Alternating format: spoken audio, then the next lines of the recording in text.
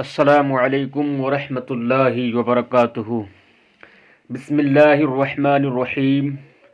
عزیز طلباء و طالبات، جواہر المنطق کا سبق شرطیات کا بیان میں آپ کی خدمت میں لے کر حاضر ہوا ہوں۔ بڑے دنوں کے بعد کثرت مصروفیات و ذہنی پریشانی کی بنیاد پر میں آپ کی خدمت میں ویڈیو لے کر حاضر نہ ہو سکا، اس کے لیے میں آپ سے بے حد معذرت خواہ ہوں۔ پیارے طلباء، آپ نے اس سے پہلے قضیہ کا بیان پڑھا تھا کہ قضیہ وہ قول ہے جس کے کہنے والے کو سچا یا جھوٹا کہا جا سکے۔ اس کے بعد میں پڑھا کہ قضیہ کی دو قسمیں ہیں، قضیہ حملیہ اور قضیہ شرطیہ۔ قضیہ حملیہ کی تعریف آپ نے پڑھی تھی کہ جس میں محمول کو موضوع کے لیے ثابت مانا جائے یا محمول کو موضوع سے برطرف مانا جائے۔ اور قضیہ شرطیہ کی تعریف میں آپ نے شاید وہاں پڑھا تھا، یا اگر وہاں آپ نے نہیں پڑھا ہوگا تو چونکہ قضیہ حملیہ کی دو قسمیں تھیں، قضیہ کی دو قسمیں تھیں، قضیہ حملیہ اور قضیہ شرطیہ۔ اس کے بعد قضیہ حملیہ کے موضوع کے اعتبار سے آپ نے چار قسمیں پڑھی، شخصیہ، طبعیہ، محصورہ، محملہ، اور اس کے بارے میں اس کے پھر جہاد کے تعلق سے آپ نے پڑھا۔ موجہات کی تمام قسمیں ہو چکی۔ بہرحال کہنے کا مطلب یہ ہے کہ آپ نے قضیہ حملیہ کا بیان بالتفصیل پیچھے آپ نے ملاحظہ کر لیا ہے۔ آج سے اس سبق کے اندر شرطیہ کا بیان شروع ہونے جا رہا ہے، جو قضیہ ہی کی ایک دوسری قسم ہے۔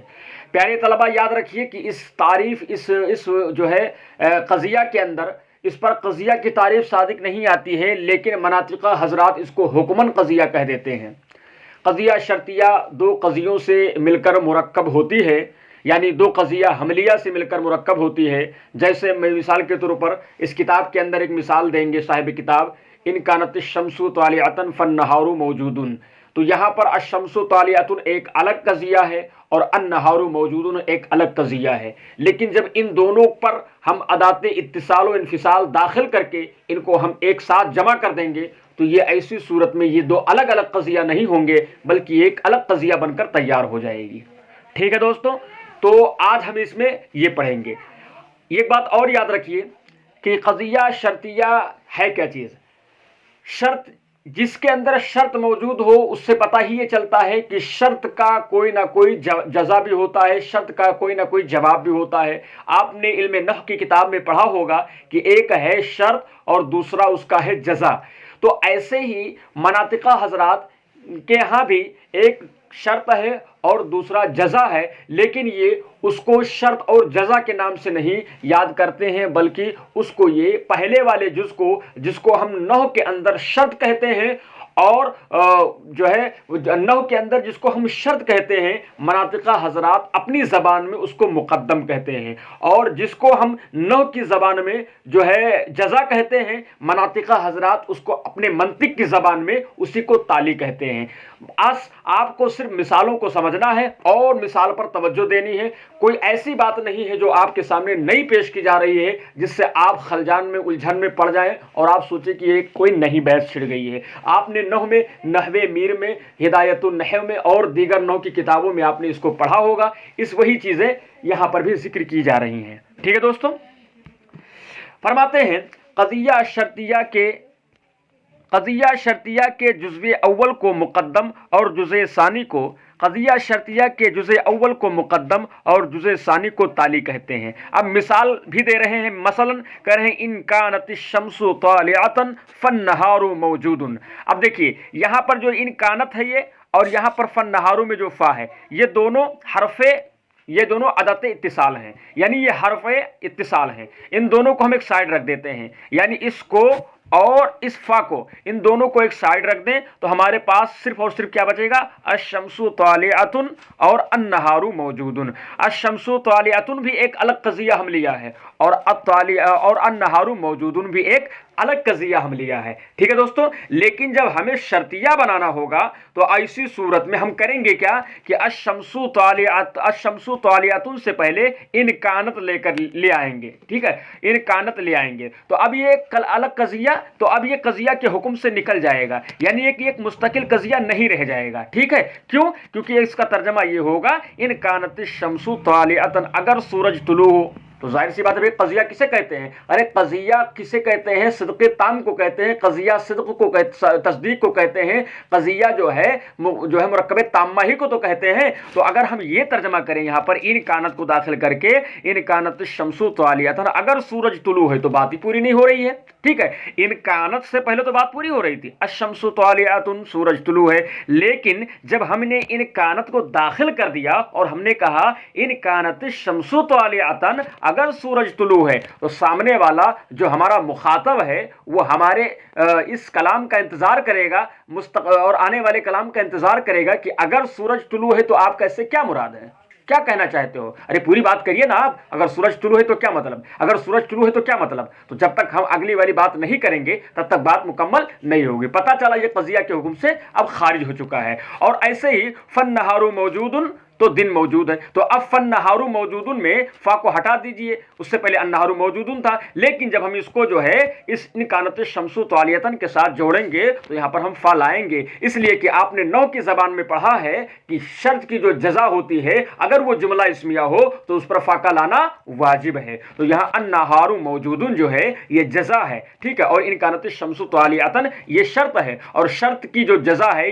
अन्नहारू मौजूदुन ये जुमला इस्मिया है। तो जुमला इस्मिया होने की बुनियाद पर यहाँ पर फा का लाना क्या है, जरूरी है, इस वजह से यहाँ पर फा को लाया गया है। तो अब ये जब इन कानत शम्सु तालियतन और अन्नहारू मौजूदुन फन्नहारू मौजूदुन जब दोनों को जोड़ेंगे दोस्तों, तो अब ये एक कजिया बनकर तैयार होगी। उससे पहले ये कजिया नहीं थे। जब हमने अदाते इत्तिसाल को दाखिल किया, हरफ इत्तिसाल को दाखिल किया, यानी इन कानत को और फन्नहार को जब दाखिल किया तो ये दो कजिया एक कजिया बन गए। ठीक है, उससे पहले ये अलग अलग कजिया थे, लेकिन जैसे हमने इन कानत शम्सु तालियतन को दाखिल किया, इन कानत को दाखिल किया, ये कजिया से निकल गए। फन्नहारू मौजूदन में अन्नहारू मौजूदन में फा को दाखिल किया, ये कजिया से निकल गए। ठीक है, अलग अलग ये कजिया से निकल गए, यानी जब अदत इत्तिसाल दाखिल हुआ तो ये कजिया से निकल गए, लेकिन जब दोनों को मिलाकर एक कर दिया, इसको शर्त बना दिया, इसको जजा बना दिया, तो ऐसी सूरत में ये दोनों क्या हो गए, एक कजिया मुकम्मल बनकर तैयार हो गए। ठीक है दोस्तों, आगे फरमाते हैं कि वह हाजल आददु इम्मा ज़ौजुन औ फर्दुन, ये आदद या तो ज़ौज है या फर्द है।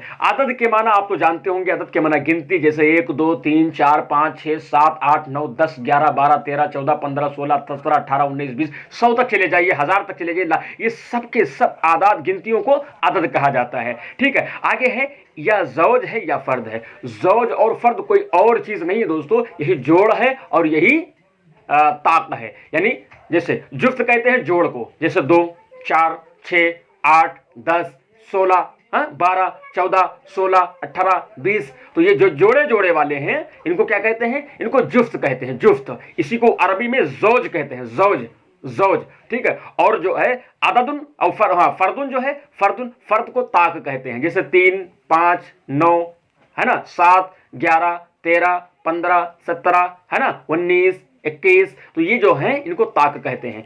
अब आप कोई एक गिनती ले लीजिए, कोई भी गिनती ले लीजिए, तो वो गिनती या तो ज़ौज है, यानी या तो वो जुफ्त है या ताक है, या तो वो जुफ्त है या ताक है। मिसाल के तौर पर हमने 11 को लिया, तो 11 ये क्या है, या तो ताक है या तो जुफ्त है। आप गौर करेंगे तो देखेंगे कि 11 किसी के साथ जोड़ इसका नहीं है, तो 11 क्या होगा, ये ताक होगा। ऐसा भी नहीं कि 11 ताक भी ना हो और जुफ्त भी ना हो। 4 है, 4 ये ताक नहीं बल्कि जुफ्त है, यानी ये जोड़ वाला है। ठीक है, ऐसा भी नहीं कि जुफ्त भी ना हो और ताक भी ना हो, तो ये होता है कि जो है ज़ौज और फर्द का माना। ठीक है दोस्तों, कह रहे हैं कि हाज़ल अददु इम्मा ज़ौजुन औ फर्दुन में।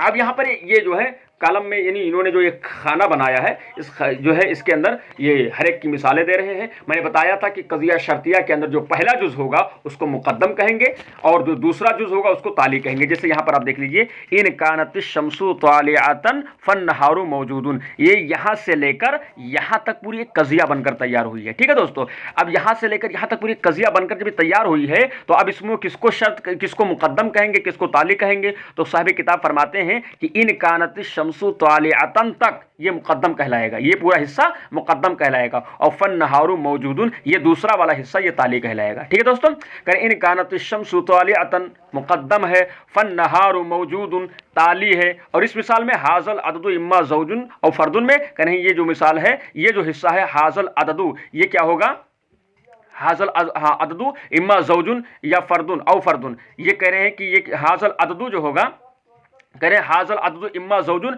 ये क्या होगा, मुकद्दम होगा। और हाजल अददु इम्मा फर्दुन ये क्या है, ताली कहलाएगा। वही कह रहे हैं हाजल अददु इम्मा ज़ौजुन मुकद्दम है और हाजल अददु फर्दुन ये ताली है। क्या है, ताली है। ताली से मुराद वो ताली नहीं है हाथ से बजाने वाला, ठीक है, ताली के मतलब पीछे होना, ठीक है, क्योंकि ये यहाँ पर इन कानत शम्सु तालिअतन ये पहले है तो इसी वजह से इसको मुकद्दम कहा गया। और फन्नहारु मौजूदुन ये पीछे है यानी बाद में है, ताली है, इसी वजह से इसको ताली कहा गया दोस्तों। ठीक है दोस्तों, अब मैं और आगे चलता हूँ ताकि किताब जल्दी से मुकम्मल हो जाए, उसके बाद में इंशाल्लाह अपनी किताब मिरकात शुरू करें। और शर्तिया में इस्तेमाल किए जाने वाले हर्फ शर्त व जज़ा को अदत इत्तिसाल और हर्फ तरदीद को अदत इन्फिसाल कहते हैं। देखिए आपको ये पता होगा कि जो है नहव की ज़बान में जिसको हम हर्फ बोलते हैं उसी को मंतिक की ज़बान में अदात कहते हैं। ठीक है, नहव की ज़बान में जिसको हम हर्फ कहते हैं, जैसे फ़ी है, मिन है, इला है, ये सारे अल्फाज जो हैं, ये सारे हुरूफ जो हैं, इनको हम नहवी ज़बान में जो है हर्फ कहते हैं, लेकिन मंतिकी ज़बान में इनको अदात कहा जाता है। तो कह रहे हैं शर्तिया में इस्तेमाल किए जाने वाले हर्फ शर्त व जज़ा को अदत इत्तिसाल और हर्फ तरदीद को अदत इन्फिसाल कहते हैं। हर्फ तरदीद का मतलब ये होता है जो तरदीद के तौर पर आए, या तो ये होगा या तो ये होगा, तो जो ये बताए कि या तो ये होगा या तो ये होगा या तो ऐसा होगा या वैसा होगा, तो ये जो अल्फाज, ये हरूफ जो होते हैं इनको हर्फ तरदीद कहा जाता है। जैसे आप यहीं पर देख लीजिए, मैं ऊपर यहाँ मिसाल में दे रहे हैं, कह रहे हैं कि और हर्फ तरदीद को अदत इन्फिसाल कहते हैं। मसलन मज़कूरा बाला मिसालों में इन और फा ये अदत इत्तिसाल है और इम्मा और नीज़ और ये अदत इन्फिसाल है। अब ये कैसे अदत इत्तिसाल और कैसे अदत इन्फिसाल है, आप तो अदत इत्तिसाल और इन्फिसाल के माना से वाकिफ़ होंगे। इत्तिसाल के मतलब ये होता है जो एक होने को बताए, यानी दो वो आपस में ताल्लुक़ और रब्त को बताए। इत्तिसाल के मतलब क्या होता है, इत्तिसाल के मतलब होता है जो एक होने को बताए, रब्त और ताल्लुक को बताए। और इन्फिसाल का मतलब ये होता है जो अलग अलग यानी ना होने को बताए, यानी अलग अलग मुतय्यन तौर पर ना हो, बल्कि वो अलग अलग मुतय्यन तौर पर हो, बल्कि एक साथ वो चीज़ ना हो। जैसे यहाँ पर उन्होंने कहा इन कानत शम्सु तालिअतन फन्नहारु मौजूद, इन कानत शम्सु तालिअतन फन्नहारु मौजूद। अगर सूरज तुलू है तो दिन मौजूद है, तो सूरज का तुलू होना और दिन का मौजूद होना, इन दोनों में एक इत्तिसाल है, एक ताल्लुक है, एक रब्त है, एक इन दोनों में एक हम आहंगी है ना भाई। जब जब सूरज तुलू होगा तो दिन मौजूद होगा, जब जब सूरज तुलू होगा तो दिन मौजूद होगा, तो इनमें इत्तिसाल है, एक रब्त है, ताल्लुक है। जब सूरज तुलू ही नहीं तो दिन कहां से मौजूद हो सकता है। अगर सूरज तुलू है तो रात नहीं मौजूद होगी, तो ये एक दूसरे में ताल्लुकात है।